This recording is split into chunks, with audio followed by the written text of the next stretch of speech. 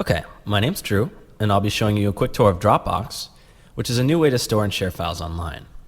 What makes Dropbox different is that it just works, and there isn't any complicated setup or interface to learn. So let's get started. I've already installed Dropbox on a Windows PC and put a bunch of files in, and now I want to sync these files to my Mac. So to do that, I just installed Dropbox, and now I'm linking my Mac to my account. So in a second, my account will be linked, and you can see that the files that were on my Windows PC will start coming down. And what we're looking at is my Dropbox folder, which looks and acts like any other folder except for two things. One, these little green icons that indicate files are up to date. And two, anything in my Dropbox is synced across all of my computers and to the web. And you'll notice that when I make changes, everything syncs up pretty quickly.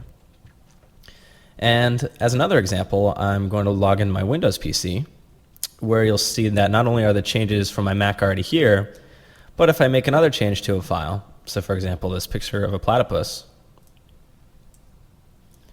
and then I hit save, the change begins uploading immediately. And when I go back to my Mac, the change is reflected in a matter of seconds. So the point is, if you've ever worked with multiple computers or carried around a USB drive or emailed yourself files from work, you can see this is a much easier way of managing your stuff.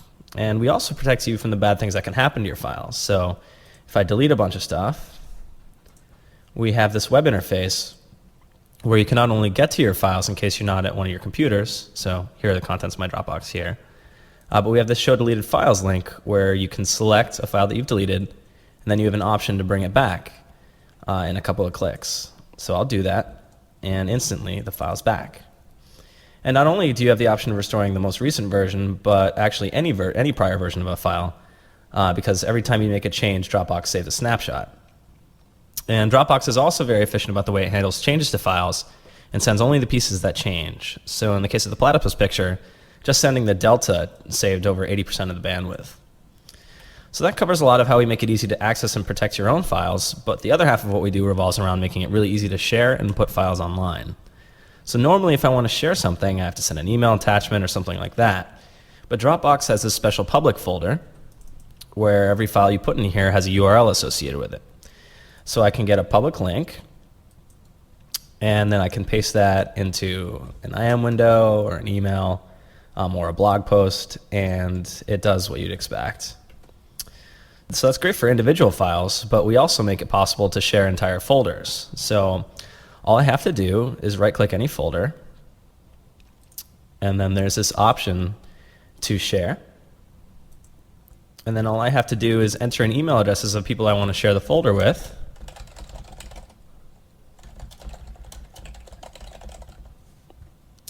And then when I hit share, the folder that's on my computer will also appear on their desktops.